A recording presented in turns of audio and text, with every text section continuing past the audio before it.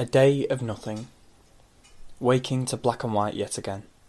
He wrenches his mind into focus. Bank holiday Monday. A day of nothing. Closes his ears to the thrum of traffic and the cheerful bloody birds. For seconds, the ringtone confuses him. He changed at the same time he deleted her number. He'd like to switch it off forever. Executes an act of absolute finality to the fucking thing, but he needs it for work. And his parents. He knows that it's her. She never uses his landline. Likes an instant response, and he always obliges. "I think I'm in love, Jamie," she immediately says. "Are you around this morning?" Closing his eyes, the sparks of colour fly. Where the hell does the tatter of hope come from? She slumps opposite him on the sofa, threads her naked legs through his, and though he tries, he can't block the smell of her lemon shampoo, nor the balm of her soft flesh against his. Closing his eyes, he lets her talk. "Jamie, did you hear what I said?" she asks. Oh yes. He's listening. He likes the sound of her voice. Lets it wash over him without taking in a word. "Well, what do you think?" She's peering at him. Her face bare of makeup. She has dark hollows beneath her eyes and her chin is blemished with spots. "I think you should get more sleep," he replies. He watches her lips shape the words from his bedroom. "Open a window, Jamie," she's saying. "Let in some fresh air." Same as always. A glance up before she climbs in the car. A smile, a small wave. Her parting gift. Remember me, think of me, want me. The window stays shut. Looking down at his t-shirt, he studies the orange stain. An amoeba of grease surrounds it. Last night's chicken tikka masala. For now his heart is in spasm. He's glad he was dirty and smelly. He's bloody elated he wasn't a sap. Clenching his fist, he punches the air and heads for the shower. The sun's shining. It's bloody shining outside.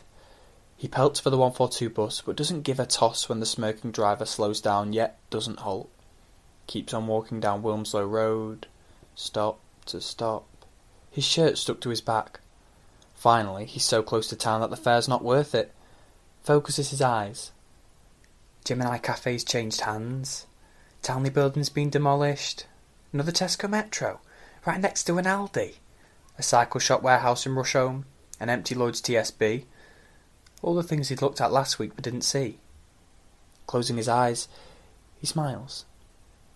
He hasn't looked at his mobile for hours. "Can I help you with a size?" the woman asks. She's pretty.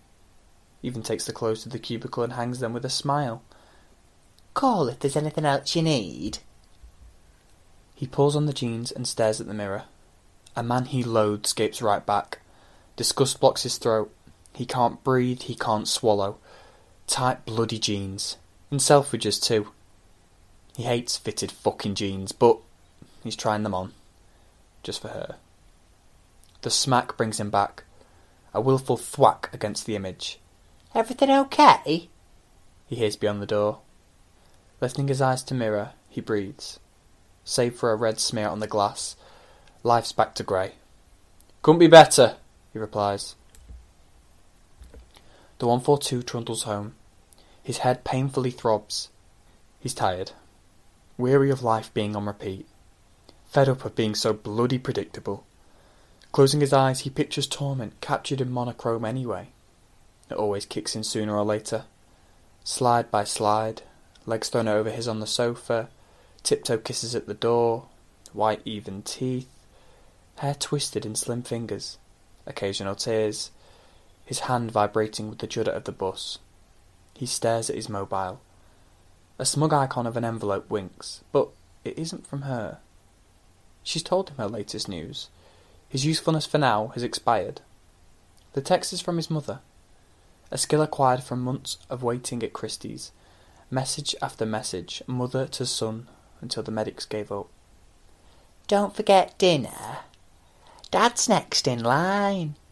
Can you believe we're still waiting? Sure someone's jumped the queue. Alice is here. Wish we'd gone private. The consultant seems nice. Are you all right, James? I haven't seen you in ages. Dad says hello. Sun becomes rain without warning, flattening his hair, dripping from his nose. His shirt plasters to his chest and his teeth chatter, but he doesn't feel it. His mind is in overdrive, keeping him warm. Why didn't he listen this morning? The who, what, when, especially the who. Who has she fallen in love with this time? Angus, she said. Who the hell is Angus? And then, what's the point? Nothing he can do. Emasculated, powerless. The need to puke stops him short. Leaning against a wall, he heaves out the bile on some poor bastard's steps to his cellar. Stripes of colour explode at the back of his eyes, and with it comes clarity. A way to stop the endless bloody cycle of conflict. The wanting, the need, the lust. Corrosive lust. As simple as that. He can do it. He really can. His mother's at the sink. She doesn't turn around, and he's glad. Anything to postpone her painted, cheerful face a little while longer. Dinner's on the table in 5 minutes, she says to the soap bubbles. Why do you always leave it so late, James? Better say hello to Dad first. Be careful those stairs. Alice is already up there. In the attic room, his dad has shrunk again. Another tiny pucker into yellowing flesh. He hates him for dying, for losing his strength. He loathes the wasting stranger left behind. "How's it going, Dad?" he asks. "Better for seeing you, son." He puts out a hand, his fleshless grasp strong. "Son?" Closing his eyes, James sees nothing but black, wishes he could pull away from the steady grip, the stifling room, his sickly house, and he knows it's coming. He wants to cover his ears and bolt, but his dad's wheeze is laboured, much worse than before. "James, son, promise me you'll look after your mother and your sister when I'm gone." There's movement behind him. A gentle hand on his back. "More like me looking after Jamie, Dad. And don't worry, I will." Stripping back his eyelids, he turns to his sister. "What have you done to your face?" she asks. Her forehead creased. Alice gazes, then explores the cut with soft fingers. "What's going on, Jamie? How did you do it? It wasn't there this morning." His knuckles bone white on the banister. He waits for his sister at the top of the stairs. The batter of his heart burns his ears. The resolve is still there. He can do it. He can. He pulls back against the wallpaper to let her go first. But she stops on the landing, wraps her arms around his waist, and leans her head against his chest. A moment on hold. Sweating profusely, he inhales the sweet smell of lemons. Her breath strokes his cheek. "I will look after you, Jamie. I promise," she whispers. A rainbow of fantasy shoots through his veins. He had a plan. He knows he had a plan, but he's lost it for now. Pulling away, she takes his hand. "Come on, little brother. Dinner's waiting. Did I tell you this morning that Angus wears these really tight designer jeans?" And she smiles her smile with white, even teeth.